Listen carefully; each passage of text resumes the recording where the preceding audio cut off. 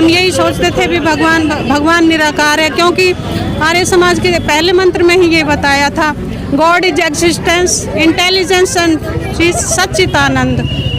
He is formless, formless यानी कि निराकार है, लेकिन यहाँ बताते हैं कि ये साकार है। Om is formless, almighty, just, merciful, unborn, infinite, unchangeable, beginningless, the spot of the Lord of all, pervading God, omniscient, impressible, immortal, fearless, eternal, holy, and the maker of the universe. To his alone worship is due.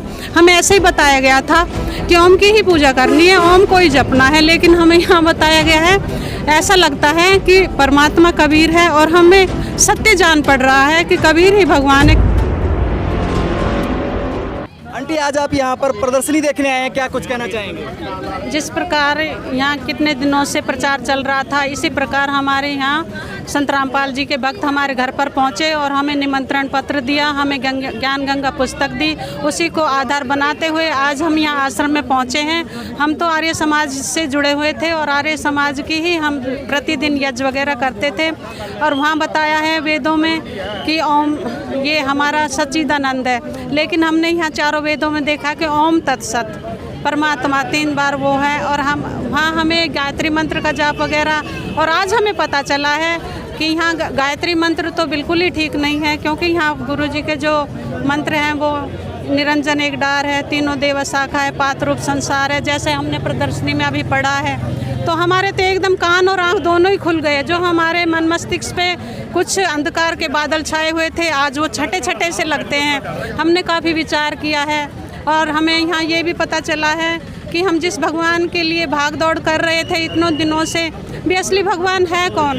हम यही सोचते थे भी भगवान निराकार है, क्योंकि आर्य समाज के पहले मंत्र में ही ये बताया था, God is existence, intelligence and Sachchidanand. He is formless, formless यानी कि निराकार है, लेकिन यहाँ बताते हैं कि ये साकार है। Om is formless, almighty, just, merciful, unborn, infinite, unchangeable, beginningless, the spot of the Lord of all, pervading God, omniscient, impressible, immortal, fearless, eternal, holy, and the maker of the universe. To his alone worship is due.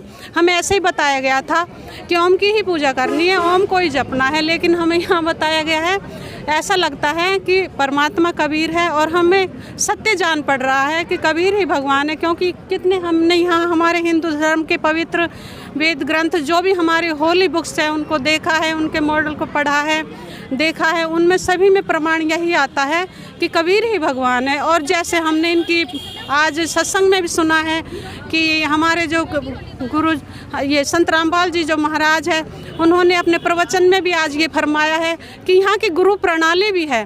जैसे प्रथम आए थे भी अपने कबीर भगवान जी आए थे, फिर गरीबदास जी भगवान आए थे, शीतलानंद जी महाराज आए थे, ध्यानदास जी महाराज आए थे, और ब्रह्मानंद जी महाराज आए थे, और अपने गंगेश्वर मंग जी, युक्तानंद जी, जैसे हमारी ये 11वीं जो हमारी ये है संत रामपाल जी महाराज की।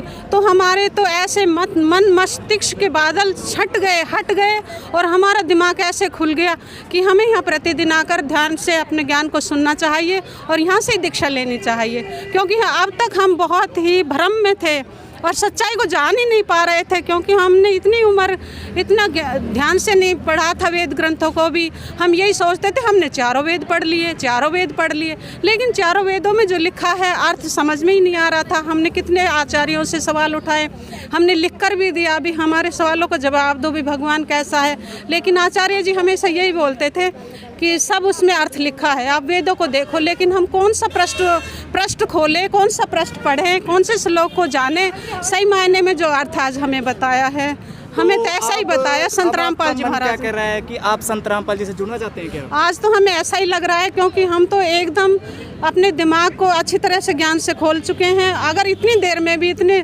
प्रवचन गुरु महाराज के सुनने के बाद भी अगर हमें समझ नहीं आएगी तो हम अपने आप को मूर्ख ही समझेंगे। क्योंकि मुझे तो आज ऐसा लग रहा है कि कबीर ही भगवान है, क्योंकि इस प्रदर्शनी से साफ स्पष्ट हो रहा है कि इसमें लिखा है, अक्षर पुरुष एक पेड़ है, निरंजन वा की डार, तीनों देवा शाखा है, पात रूप संसार। तो हमसे तो ऐसे ही लग रहा है कि आज तक हम शास्त्र विरोधी साधना कर रहे थे, लेकिन आज हमें लग रहा है कि हमें नाम दीक्षा अवश्य लेनी चाहिए और शास्त्र अनुकूल साधना करनी